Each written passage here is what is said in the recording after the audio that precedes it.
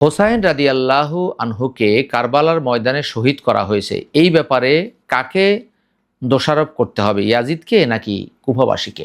হোসাইন রাদিয়াল্লাহু আনহু কারবালার ময়দানে শহীদ হয়েছেন। মূলত কুফাবাসী তাকে হাজার হাজার চিঠি পাঠিয়ে ইনভাইট করেছেন।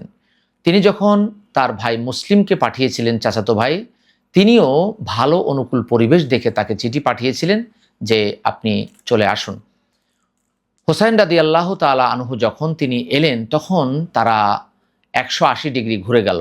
অর্থাৎ তাদের চোখের পানি শুধুমাত্র হোসাইন রাদিয়াল্লাহু তাআলার জন্য ছিল, কিন্তু লোকবল, টাকা পয়সা, অর্থকড়ি সব ছিল ইয়াজিদের জন্য। এই কারণে কুফাবাসী এজন্য সবচাইতে বেশি দায়ী। অর্থাৎ হোসাইন রাদিয়াল্লাহু তাআলার শাহাদাতের জন্য ইয়াজিদ বা জিয়াদ যতটুকু দায়ী, তার চাইতে বহুগুণে বেশি দায়ী হচ্ছে কুফাবাসী। কেননা তারা তাকে ডেকে এনেছে, ডেকে এনে তারা দূরে সরে গিয়েছে। আমাদের দেশে একটি প্রবাদ বাক্য আছে যে গাছে তুলে দিয়ে মই নিয়ে যাওয়া। কুফাবাসী এই কাজটি করেছেন, অতএব কুফাবাসীর দোষই এখানে সবচাইতে বেশি।